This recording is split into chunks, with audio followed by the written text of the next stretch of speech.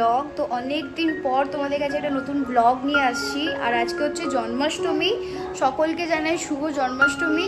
তো আজকে আমাদের বাড়িতেও পুজো আছে, তাই আমি সকাল সকাল একদম স্নান টান করে রেডি হয়ে পুরো তোমাদের কাছে ব্লগটা স্টার্ট করছি।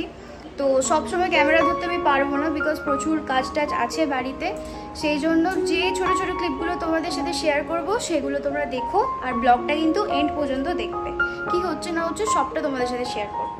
তো এরপর থেকে তোমাদেরকে সবটা এক্সপ্লেন করে দিচ্ছি। এটা হচ্ছে জন্মাষ্টমীর দিন ফার্স্ট সকালের ভিডিও। প্যান্ডেলের ফটো নিচ্ছিলাম আমি। গোটা প্যান্ডেল হয়েছিল শুধুমাত্র ভোগ রান্নার জন্য, রাতে কীর্তনের দল আসবে। আর এখানে আমরা সবাই মিলে ভোগ রান্না করছিলাম, আমিও করছিলাম, বাট ভিডিও করতে গিয়ে উঠে গেছিলাম, তাই আমি আসিনি ভিডিওতে। আর এখানে আমাদের সমস্ত রকম ভোগ তৈরি হয়ে গেছিলো, শেষের দিকে ছিল প্রায়। আর 3 রকম নারকেল নাড়ু হচ্ছিল, এটাই তারই জোগাড়। তালের বড়া, লুচি, সাদা লুচি, তালের লুচি, ইভেন সুজি, মালপোয়া, সমস্ত কিছু আমাদের তৈরি হয়েছিল। আর এখানে দেখো আমাদের ছোট্ট গোপাল তৈরি হচ্ছিল মায়ের হাতে। ঠাকুরমশাই তখনও আসেনি, আর আমরা এখানে পুজোর জোগাড়ের দিকে ব্যস্ত ছিলাম। ঠাকুরঘরটা ছোট বলে এত কিছু বোঝা যাচ্ছে না ঠিক করে, বাট প্রায় 8 রকমের ফল, অনেক রকমের ভোগ ঠাকুরকে দেওয়া হয়েছিল। আর এখানে বাবা মার সাথে একটু সময় কাটাচ্ছিলাম। এত ব্যস্ততার মধ্যেও মা বাবা এসেছিলো পুজোর জন্য, বাড়িতেও পুজো ছিল, পুজো টুজো সেরে মা বাবা এসেছিলো, তাই একটু গল্প করছিলাম। আর এখানে ঠাকুরমশাই চলে এসছে। ঠাকুরমশাই এসে এখানে পুজো টুজো সমস্ত কিছু স্টার্ট করে দিয়েছে। যোগাযান্তি প্রায় কমপ্লিট। এরপর দেখে নাও যে 3 রকমের নাড়ুর কথা বলছিলাম, ক্ষীরের নাড়ু, চিনির নাড়ু, গুড়ের নাড়ু। আর এখানে সমস্ত ঠাকুরের একবার দর্শন তোমাদেরকে করিয়ে দিচ্ছি। আর এই আমাদের ছোট্ট গোপাল একদম ফুলের মালাতে ঢাকা পড়ে গেছিলো। আমাদের বাড়িতে পুজো প্রায় 3 ঘন্টা, 3.5 ঘন্টা পর্যন্ত পুজো হয়েছে। আর আমরা সকাল থেকে সবাই উপোস ছিলাম।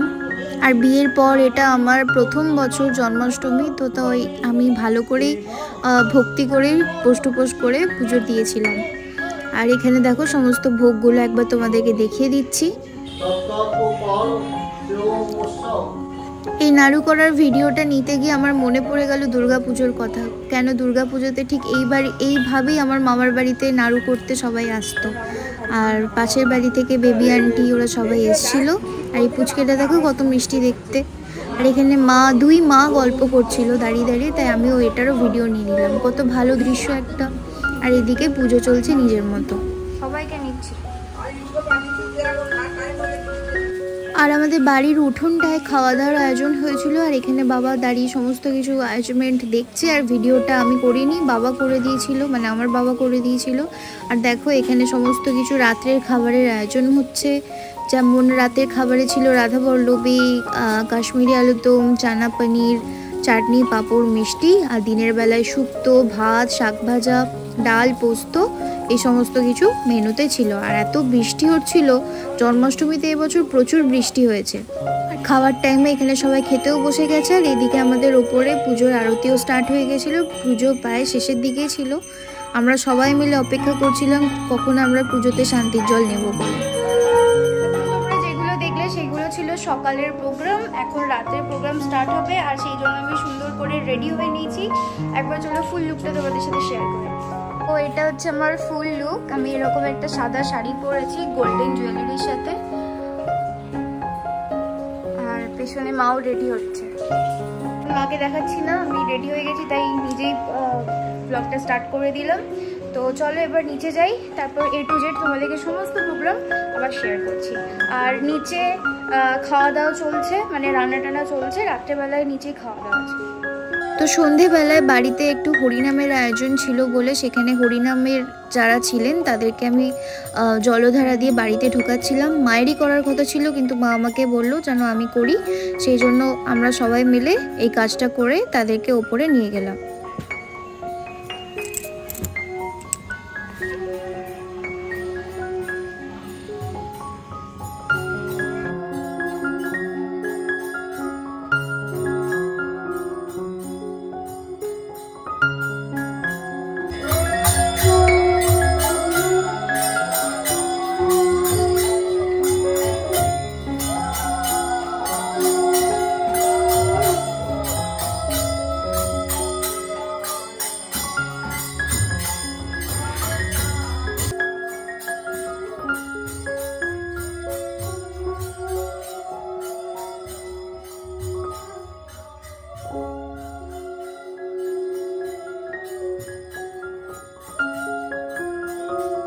সন্ধেবেলায় প্রায় 3 ঘন্টা হরিনামের আয়োজন ছিল, তাই সবাই মিলে ওপরে এসে হরিনাম দেখছিল, শুনছিল।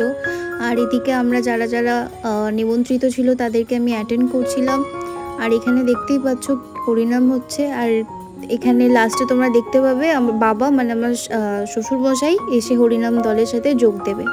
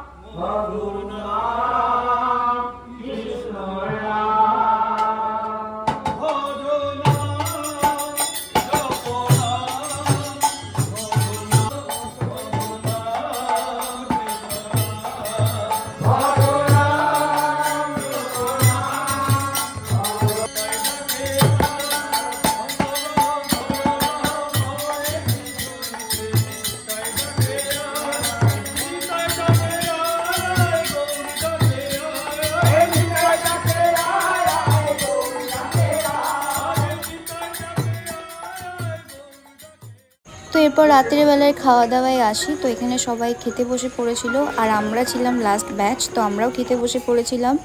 আর কী কী মেনু ছিল সেগুলো তোমাদেরকে প্রথমেই শেয়ার করে দিয়েছিলাম। তো এখানেই ছিল আমাদের জন্মাষ্টমীর পুজো সমাপ্ত। আশা করব প্রত্যেক বছর যেন মায়ের মতো এইভাবেই আমরা জন্মাষ্টমীর পুজো চালিয়ে আসতে পারি। চলো ব্লগটাকে আজকে এখানে এন্ড করলাম। আমাদের খাওয়া দাওয়া সবার কমপ্লিট।